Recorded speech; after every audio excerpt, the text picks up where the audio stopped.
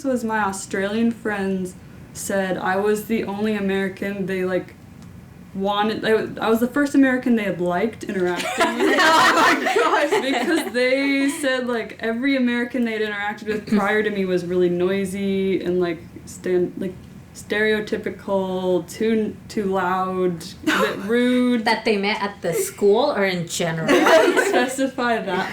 They said that compared to them, I was a bit more quiet, respectful, so they had been more inclined to be friends with me, so I'll take that. I'll take that any day. No, actually, I got a lot of similar responses from, like, my Australian, like, Singaporean other friends. They were like, "You're really good for an American." I was like, "Oh, yeah. Thank you." I guess. You know, I had an experience one time where they had asked me, it's like, "Oh, where are you from?" And I'm like, "Oh, I'm from California." And they're like, "No, where are you really from?" I was confused. I was like, "What are you talking about?" So, like, I finally realized, oh, okay, they want to know more about where I'm coming from, the background. But they didn't realize that not every American is white, blonde hair, blue eyes, or anything like that. So it was actually a really quite good learning experience as well, and a teaching experience in a way too, because I got to tell them, like, well, this is the history of the U.S. and this is why there's so much diversity in California, and there's really a very large population of Mexicans. So I found that it was the learning teaching experience. So. But it was a great experience. Yeah, I mean, I also got that, and I feel like I've told you too that, like, when I went there, they were like, "Yeah, what are you though? Because you're not really American." I'm like, "Oh, I'm Mexican too," and they're like, "Oh, that explains it." Like, because, and I'm just like, "What explains what?" And they're like, "Yeah, oh, because one of the big issues that they like, well, at least at the school over there, was that, like, in Greece." You literally, all the girls and all the guys, they literally go to school like they're going to a fashion show. And, like, I love it though. Like, I'm just like, yeah, I'm here for it. Like, they're all just like, they're ready to, like, and they don't, like, just go as a fashion show and, like, just don't learn at school. Like, they take school seriously too. Like, they take anatomy, they take the same courses as us. But it's just, like, they put more emphasis on, like, you know, the way they look, and, like, they think that, like, by presenting yourself well, like, not just, like, in the school environment, but also, like, how saying, like, after school they would go to, like, a restaurant and they would be dressed for it, you know, like, it's more than just, like, the school for them. It's really fun being able to, like, dress up to an American that's, like, dressing up. And yeah, by the time, like, we kind of got in the swing of things and, like, learned how to dress like Spaniards and everything, you could really tell who was an American. Like, they do stick out like sore thumbs, especially when they're, like, there for the holidays and they're just, like, wearing sweats and, like, huge jackets and stuff and mismatched hats and gloves and stuff. But in your school, they went all dressed up too, huh? Oh, yeah. It was so fun seeing them. Like, sometimes really I'm fun. like, yeah, like, I feel like at some point I even became, like, one of the Greeks. Like, I would, like, sit in the bench where it was, like, kind of like the port. And I would sit there, and then some random old guy, he would just come and sit next to me, and he would just be chatting about how, like, a person that walked the dog, oh, see, that dog is not very well groomed and this and that. And I was like, oh, yes. Like, I was like, damn, I'm becoming one. You know? In the UK, they do not dress up for school. But by my spring break or Easter weekend, kind of, that was when a ton of tourists came to London, and I had been there for a few months, so I was able to experience, like, telling tourists apart from locals. Like, I remember I tried to go into Central for just some, like, errands I had to run one weekend, right, like, peak tourist session. I was getting so annoyed because I could tell all the tourists, the trains were super crowded, the streets were packed, and I was like, that was a moment where I realized, like, oh, I'm kind of a local now. Like, you're asking me for directions. So that was a cool moment. Yeah. I think I had similar but very different experiences from the Europe crew.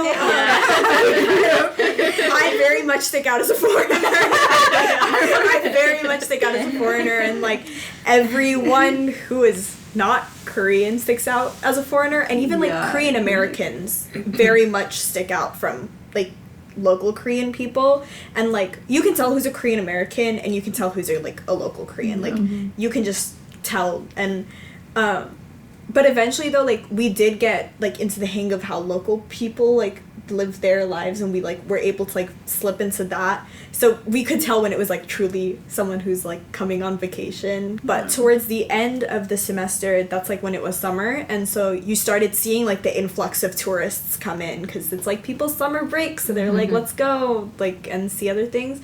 And you could just tell like they don't know what apps to use, because Korea doesn't, like, you can't use Google Maps in Korea. You have to download, there's either Naver Maps or Kakao Maps, and you have to use one of those two.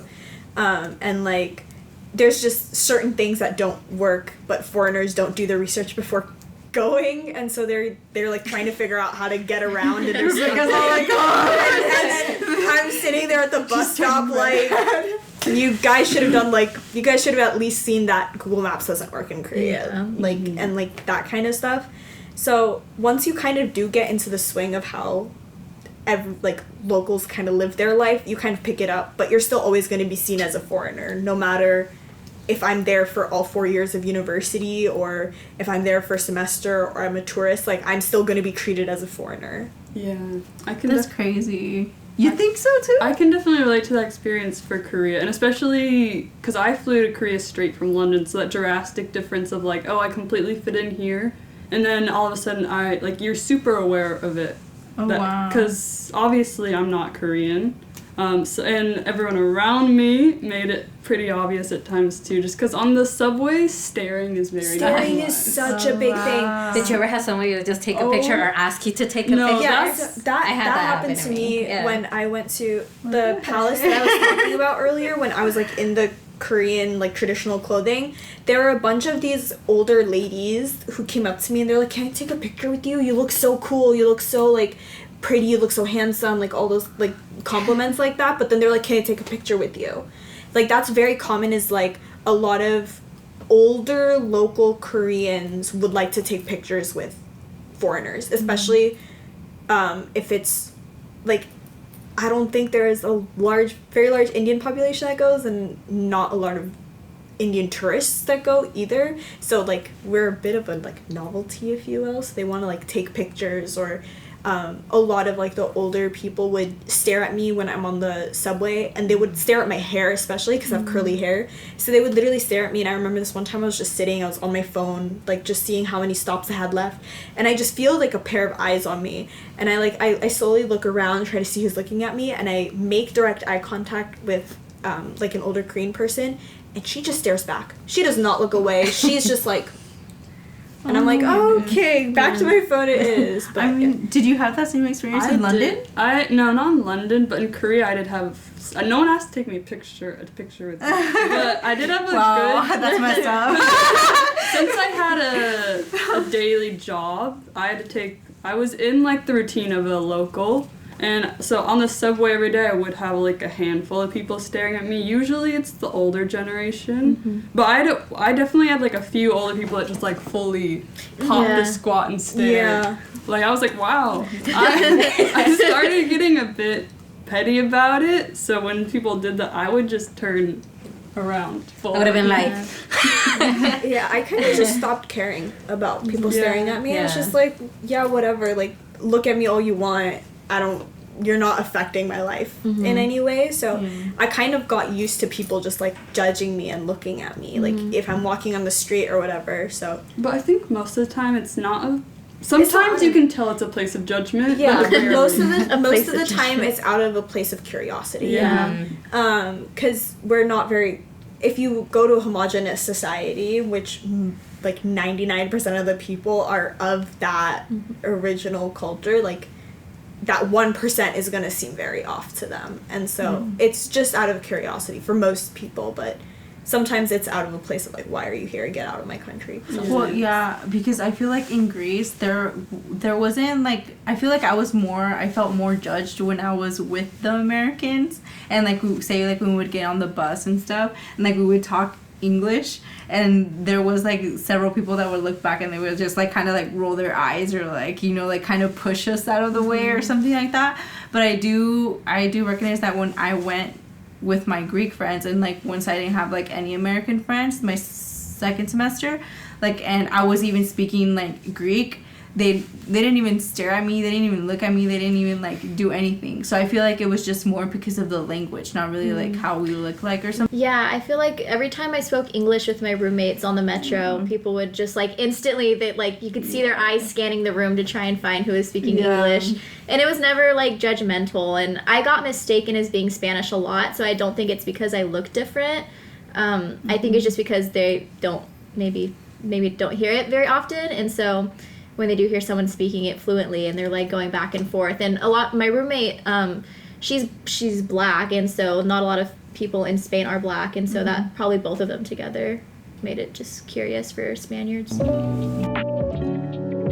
Well, thank you everyone for joining us for our first episode. I did want to finish it off with, if students are interested in studying abroad, what is one tip or advice that you would give them to start this process? One thing I did is I just watched a ton of videos of other people's experiences there, where like travel recommendations, just like things about what to bring, what to expect. I know I watched some videos of just like navigating the airport when you land, because finding customs, getting your bags all alone with like no cell service is very stressful, so just being prepared. Yeah, that was a good point. When I was trying to research which program I wanted to do and where I wanted to go, I watched a lot of like vlogs on YouTube, and it was like really fun to get like a young person's like day-to-day experience and that type of thing. So that was really fun, and yeah, a good thing to do. I think one thing is to keep your program in mind. Depending on your program, you might not find program specific like programs, if that makes sense, in every country.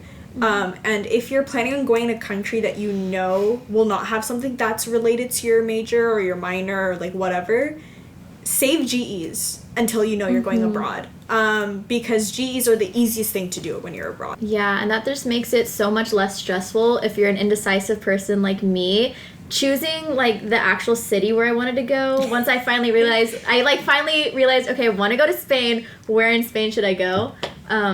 Researching ahead of time and just trying to find the specific like quirks or like history or just like the mini cultures, subcultures of each specific city is really important to try and learn before you go, so that you just are less stressful and already have an idea of what to expect. I feel for me, and like throughout all of my experience and stuff, I feel like openness was kind of what got me through everything.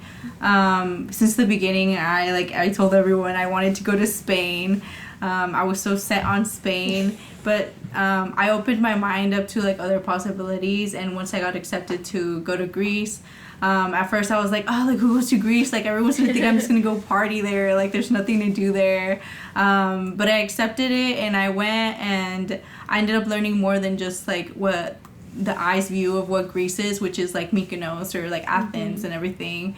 When I was there, I did have like many experiences where I was like, oh, like this is annoying with like things that happened to me, and I was like, I needed to be very open-minded. Or like I saw a girl leave literally not even starting like school year, so I was like, I can't be someone like that. Like I can't say that I'm gonna do something and give up like right away. So I had to be like open in every step of the way, and like being open kind of got me through like the whole program. All right, well, thank you. And if you're interested in studying abroad, you can go ahead and send us an email at edabroad@pacific.edu. And thank you to our guest speakers.